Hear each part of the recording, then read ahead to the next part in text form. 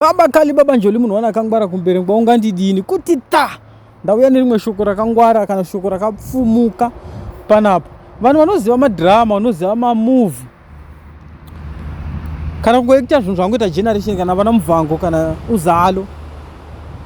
Kana enemy yababa vako ichida kukaurisa baba vako inogona kukidnepa mwana kana kuti iwe kana uri mwana wababa vanovengwa nemunhu. Once kwakidnepwa mwana vatowana mukana wokuita zvavanoda kuna baba vako kana kuti baba vako vabvise mari yavanoda kusvikira vadzora mwana. Saka izvozvo zvakandidzidzisa kuti enemy yababa vangu handifaniri kudya nayo kana kutamba nayo kana kugara neenemy kana kuti each end kana munhu anongodyidzana neenemy yababa vangu ndofanira kutomungwarira nekuti handizivi kuti anondirongerei. Mashoko andangoti ndikubatsirei nhasi baba njoli baba kali munhu wana akangwara kumberengwa nhasi panapa. Yes, tinoziva kuti kuchechi vanotidzidzisa shoko rokuti kana kakurova kurudyi umupe kuruboshwe akatora yemukati umupe yekunze.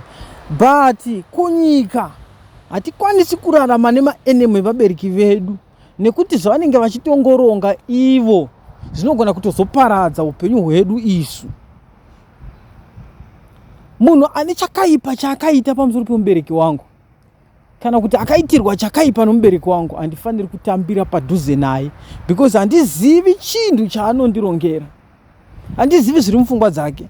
Handina kana chinhu wani chinogona kundiattracta chekuti rega ndimbovhizita ndinombonosvika kwaari ndisvike tingoonesana kana kuti ndingonobata maoko ndichi congratulation because handizivi chaanoronga nekuti pane muhwe kana mutsemo wakaitwa navabereki vedu. Saka tinosangana papi, tinokudyidzana papi. Tinofanira kuzvingwarira zvinhu zvatinofanira kudzidza kunyange munhu asingaiti zvepolitics, kunyange munhu asina party yaanofavor, kunyange munhu asingaiti zvepolitics akazvionera kuti mufana uyu kauyu kwaachagumira mufana arasika. Ameno kana mai vake vakamutsiura but akanga asingafaniri kuenda pamunhu aanoziva unhu hwaakaita kuna baba vake.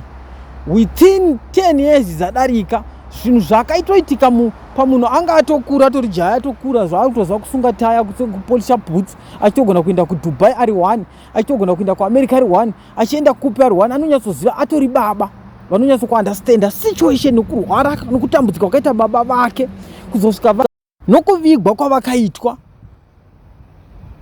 agosvika nhasi kuti ndaregerera munhu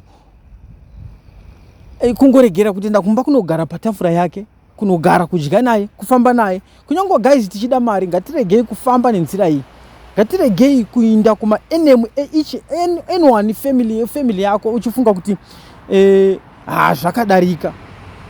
Vanhu vanoita zvepolitics havana tsitsi, havana urombo nemunhu, havana basa newe, vanogona kungokuuraya anytime. Mwedzi mingani, mazuva mangani, makore mangani, how many hours zadarika kubva mukomana uyu aenda paenemy yababa vake akanodya naye patafura imwe chete asati arara muchipatara.